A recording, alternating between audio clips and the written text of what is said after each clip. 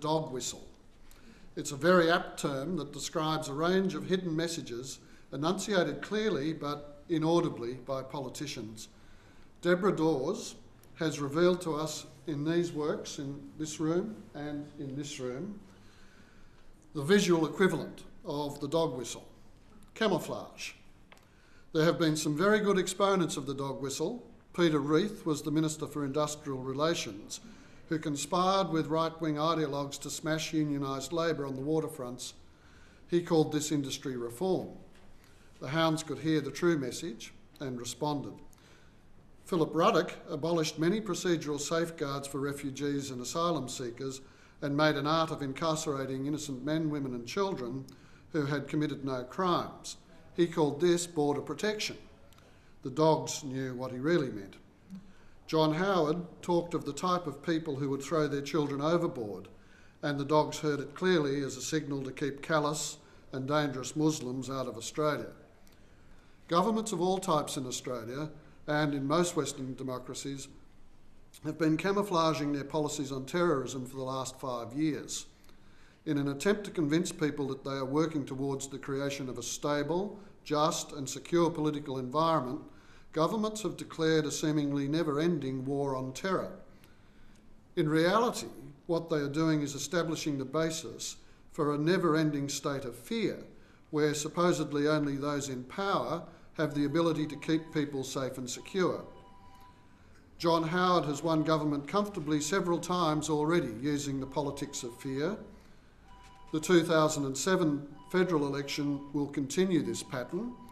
It will be fought in the context of a thinly camouflaged war on Muslims. I've spent a long time observing how Debra Dawes constructs space in her paintings as a social commentary. Every day at my place, I look at her Red painting of 1987. Like much of her work made over 2 decades, it is a minimal grid pattern, yet is not just about optical relationships. Debra's work often also incorporates political messages, sometimes overtly and sometimes more subtly, such as in Starlight, one of my all-time favourite Australian paintings. Ross Gibson describes Starlight as sly politics. It looks at first blush like a decorative rendering of a suburban Besser block wall, but on closer viewing it stimulates the viewer to analyse middle Australian life, culture and values. So too the works around us stem from Debra's oeuvre. They deal with abstraction. There is grid, there is an optical effect, but there is a much more important thread. These are works that are meant to challenge. They contain barely disguised political statements. The camouflage net is an obvious, almost literal metaphor for a deception, a cover-up. But if you bother looking, you can see through it. If you go past your first impression, its true pattern will reveal itself. I've been involved in a hands-on way as a warrior in the war on terror. I've defended a number of people charged with terrorism and others who have been interrogated by ASIO. Thus far, all of the people that have been questioned under the new ASIO powers and the vast majority of those charged under the terror laws have all been Muslims. Offenders who might have easily been charged with terrorism offences, but whose profiles don't fit the stereotypical jihadist renegade, have avoided prosecution for terrorism. For instance, Alan Jones and other kings of radio incited and encouraged hatred, and the rioters who came to Cronulla in a manner which comfortably satisfies several serious anti-terrorist laws. but no one has seriously suggested that these media kings should be held criminally responsible. Meanwhile, the recent response to the muftis, ill-considered and generally regarded to be offensive comments, was a tidal wave of outrage, and calls from Ms Goward, still supposedly an independent senior government official, for Sheikh al-Hilali's prosecution for inciting rapists. Labor's Homeland Security spokesperson joined in the chorus for him to be charged. The double standard is easily perceived. It is not well camouflaged. Meanwhile, a picture is emerging that the government is prepared to utilise its legislative armoury against terrorist suspects in a way that is quite exceptional. The combination of ASIO's coercive powers, the broad definition of terrorist offences, the extremely harsh conditions of custody in which terrorist suspects are held, and the running commentary of politicians and the media about the arrest, prosecution and detention of terrorist suspects are all combining to create very difficult conditions for the trials of these people.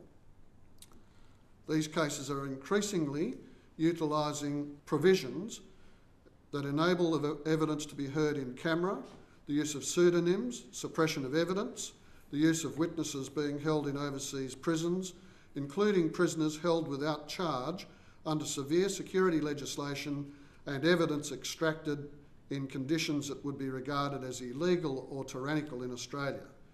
Now the prospect is looming of non-security cleared defence lawyers being excluded from these cases. Several of my colleagues have been targeted by the Commonwealth for special treatment. A solicitor in Melbourne who acts for terrorist suspects has been baselessly accused several times by his opponents of contempt of court. Last year he gave an interview to a community radio station. He was highly critical of Mr Ruddock and ASIO. The next day the radio station was raided and the tape confiscated.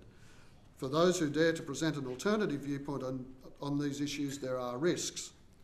There's been a whole of government approach to these terrorist prosecutions. Politicians feel free to stand side by side with police at press conferences, heralding the arrest of suspects. The media attention is intense and raucous. And the laws are rapidly evolving. They can change in the course of a case. If the government's unhappy about the way the law is being interpreted, they'll change it, sometimes overnight, in a way which seemingly overcomes perceived difficulties with the prosecution's case. But this is the post-9/11 reality.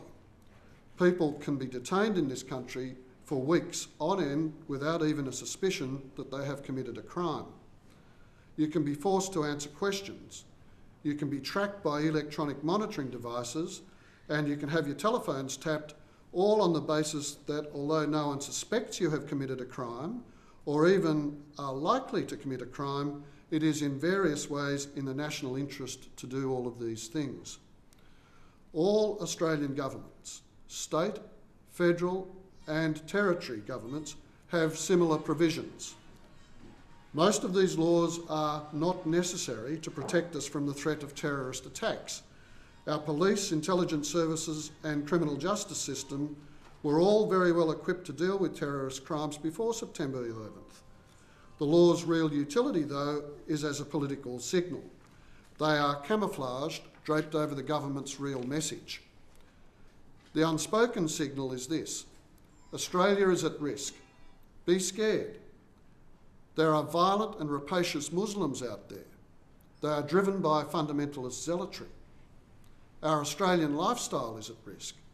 You could be raped. You could be killed. But your government can save you. We will wage a successful war, here and overseas, that will lead to peace. But we need your votes. And be careful of those who question this new orthodoxy. They are themselves very dangerous. So, be careful of these works, and be careful of Debra Dawes. She is challenging us to look more closely. Don't be fooled by the camouflage, see through it.